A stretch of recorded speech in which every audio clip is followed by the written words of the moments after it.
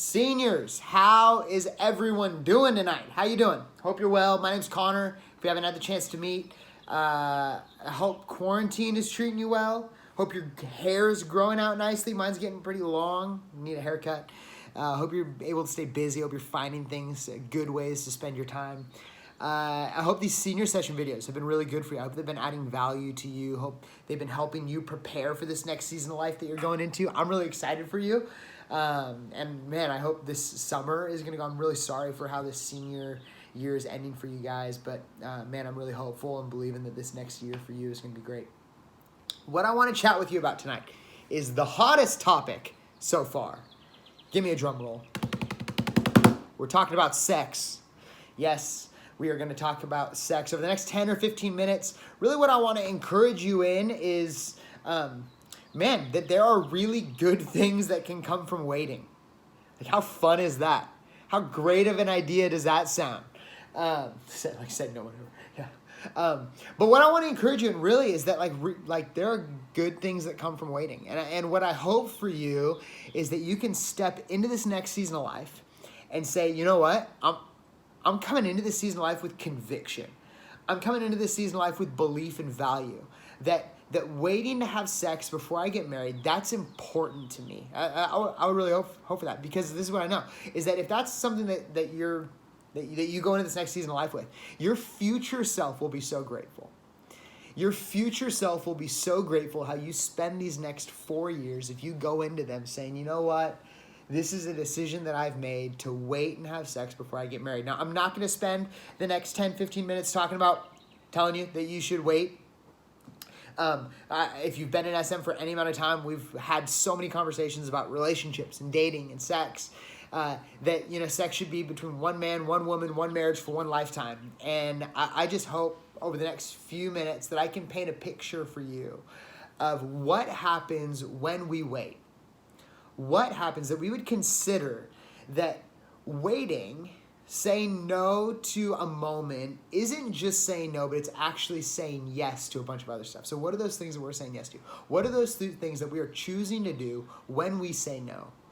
No to right now for the sake of later.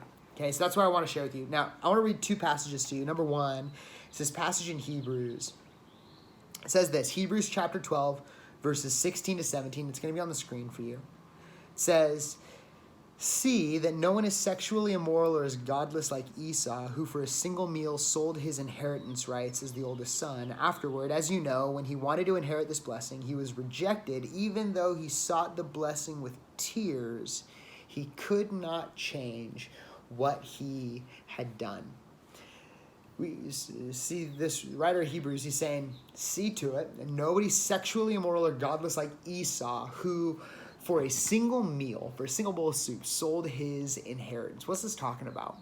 Some of you might be familiar with the story of Jacob and Esau, and what this story is referencing. But in case you're not, I want to read it to you, because I think it gives us a good picture to kind of start this whole conversation about waiting.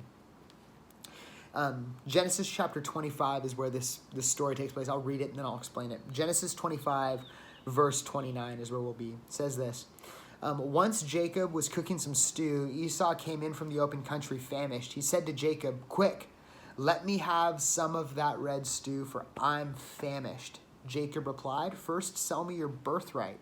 'Look, I'm about to die,' Esau said. 'What good is that birthright to me?' But Jacob said, 'Swear to me first.' So he swore an oath to him, selling his birthright to Jacob. Then Jacob gave Esau some bread and some lentil stew. He ate and drank, then got up and left. So Esau despised his birthright." So you see in the story, Jacob is Esau's younger brother. Esau was the oldest brother in his family, oldest child in his family. And as the oldest child, each child got an inheritance. But as the oldest child, he received double the inheritance of everybody else. That his father would give all of his children their inheritance. All the kids would get something. But the oldest son would get double what everybody else got. It was his birthright. It was his right. It was his inheritance by birth. Because he was the oldest, he was going to get double portion. One day, you see Esau coming in from the open country, coming in from the wilderness, comes in and he smells this stew that his brother's cooking. His brother's cooking. I love stew. I eat my stew over rice. Don't judge me. It's weird. But he comes into the kitchen, having just gotten back from possibly a hunting trip. Who knows? Comes back. And it says he is starving. He's famished. And he turns to his brother. He says, brother, give me some stew. Can I have some stew? I am dying. I'm so hungry. And his brother, Jacob, he says, you know what? I'll give you some stew if you give me your birthright. And Esau, so concerned with his hunger, driven by his hunger, he says, you know what? Fine. Gives Jacob what he was going to receive in the future, a double portion inheritance, double what everybody else was going to get. Gives him his inheritance, gives him right to his inheritance, all for a bowl of soup, all for a bowl of stew. And then I love how it ends. Jacob gave Esau some bread, some lentil stew. Esau ate, drank, then got up and left. All in a moment. One moment, he traded for his future inheritance. He did not wait. So this is the thing. This story is referenced in Hebrews when it's talking about sexual immorality and godlessness. So the Hebrews passage we just read said, see to it that nobody's sexually immoral or godless like Esau, who for a single meal traded his inheritance. What does this have to do with sexual immorality? What does this story about soup and Jacob and Esau and being hungry and giving his inheritance have to do with sexual immorality? And what does it have to do with sex? I think it has to do a lot, actually. Because I think for all of us, this moment, I think pretty clearly, obvious, pretty bluntly describes sexual temptation in our lives. You see, Esau, not Jacob, Esau, he was somebody in this moment who was driven by his desires. He cared only for himself and had no mind for the future. He was driven by his desires, cared only for himself and what he needed, and had no mind for the future, only for this present moment. And if we're being honest, in moments of sexual temptation, in moments of sexual opportunity, that's really all we're thinking about. We're thinking about ourselves. We're thinking about what we can get out of this. We're thinking about our sexual desires. We're thinking about that desire, that passion. We're thinking about ourselves, what we can get out of it, and with no mind for what this is doing to us, to the other person, only for what we are wanting right now. And you see later on that Esau, he regrets this. He tries to repent. Even through tears, he's repenting of this. So what I want to encourage us in tonight is that over the next 4 years, we are going to have opportunities. There are going to be things that come up as we step out of our parents' house, as we start to experience life independence, as we start to just go about our own days in relationships, dating, parties, whatever it is, that there's going to be opportunities for us where we have to decide, like, hey, I'm going to wait, or I'm not. And what I want to share with you is that, like, those decisions, the decisions we have, they have consequences, either good or bad. They're either going to give to your future self or they're going to take from your future self. They're either going to give to your future spouse or they're going to take something from your future spouse. So really 3 things that I want to encourage us in. When we wait, we ... When we wait, number 1, we develop character. When we wait, we develop character. Can I tell you this, please?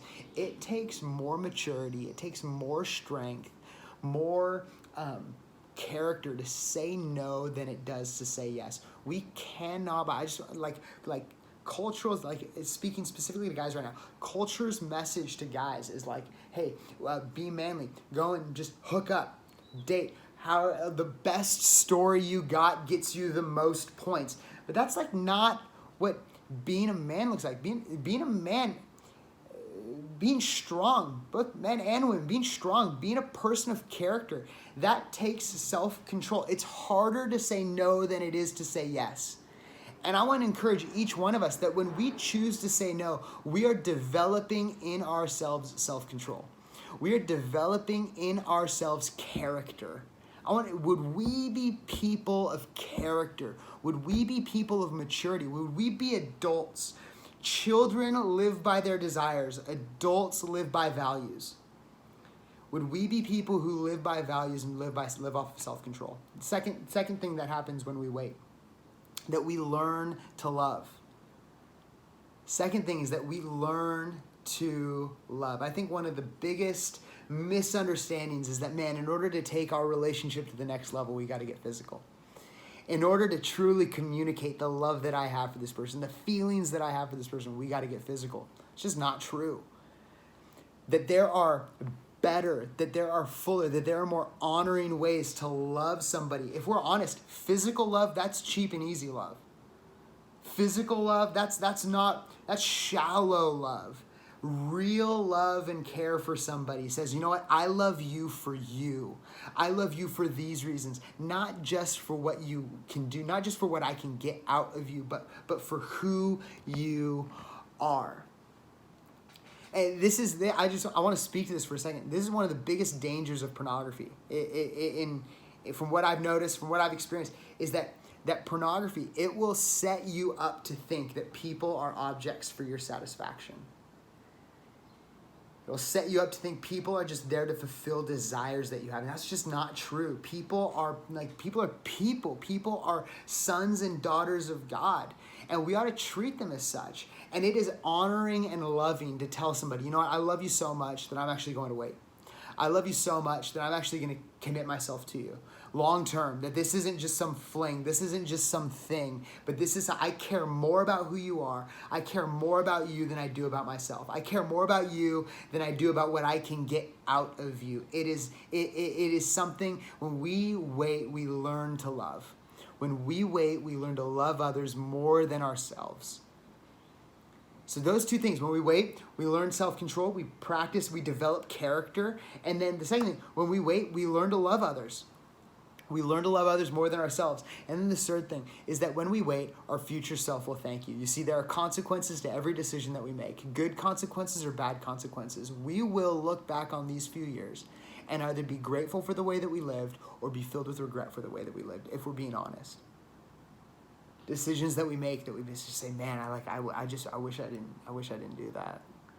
Decisions that we make and we say, you know what, I'm really grateful that we do that. Let me tell you that when we choose to wait, when we choose to say, you know what, no to this moment, no to this present satisfaction, and say, you know what, I'm going to wait until the moment, I'm going to wait until marriage to enjoy this with my spouse, your future self is going to thank you. And I want to end with this. I know this has been quick. I want to end with this.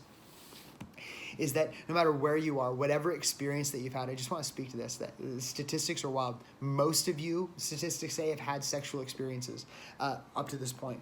That wherever you're at, the beautiful thing about the grace of God and the love that God has for you, the forgiveness that is offered to you through Jesus, is that we are able to say, you know what, from this moment forward, I'm going to live differently.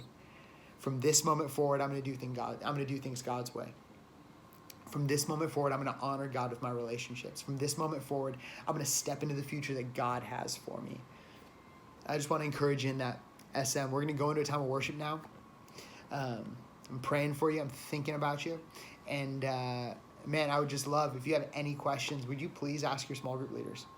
If you have any questions, any thoughts, that's what they're there for. This is a very complicated subject for so many of us. People are hurt. People have hurt, painful pasts. People are confused. People have questions. And this SM in student ministries with your small groups, they are safe places to ask whatever question that you have. There is no judgment. There is only help and care and love that we have for you. So please feel free to ask your small group leaders any questions. And man, love you, thinking about you, and praying for you. Peace. Hey, SM. We're going to worship together now, and we're going to start out with one of my favorite songs that we do at Student Ministries, Glorious Day. And I love this song because I have such great memories of it at camp. But I also love it because I love the message. I think it's so hope-filled. It reminds me who Jesus is and what he has done. And I think that when we're going through what we're going through now, I think it's so important to just remember that Jesus has already won the victory. He is already this glorious one who has saved us. So I hope that singing this together gives you some hope today.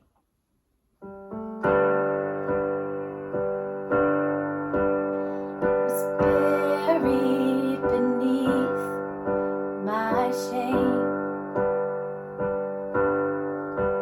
Who could carry that kind of weight? It was my tomb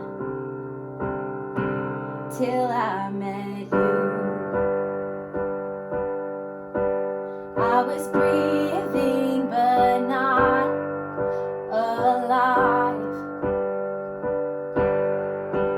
All my failures I tried to hide. It was my tomb till I met you. You called my name and I ran out of that grave, out of the darkness into your glorious day. You called my name and I ran out of that grave, out of the darkness into your glorious day. Now your mercy has saved my soul. Now your freedom, now your freedom is all that I know. The old me knew Jesus when I met you. You called my name and I ran out of that grave, out of the darkness into your glorious day. You called my name and I ran out of that grave, out of the darkness into your glorious day. I needed rescue, my sin is heavy, the chains break at the weight of your glory. I needed shelter, I was an orphan, now you call me a citizen of heaven. When I was broken, you were my healing, now your love is the air that I'm breathing. I have a future, my eyes are open, 'cause when you call my name, I ran out of that grave, out of the darkness into your glorious day. You called my name and I ran out of that grave, out of the darkness into your glorious day.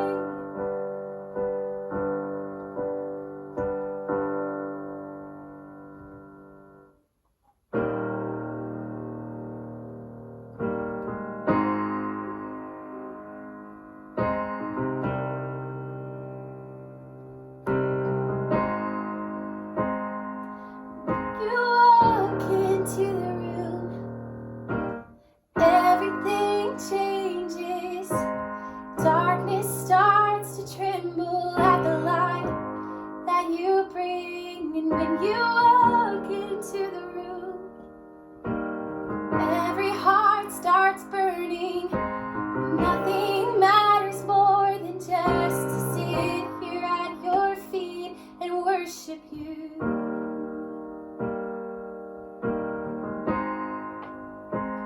Worship you.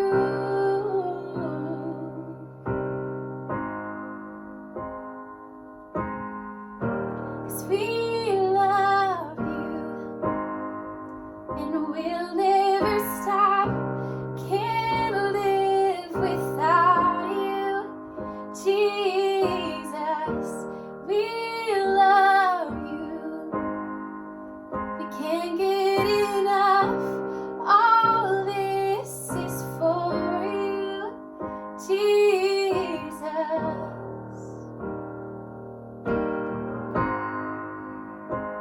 Jesus, oh, we're here for you. 'Cause when you walk into the room, sickness starts to vanish, every hole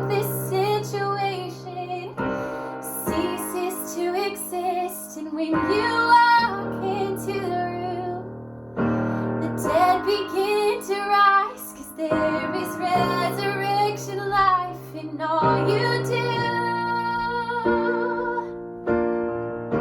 'Cause we love you. We'll never stop. Can't live without you, Jesus. We love you. We can't get enough.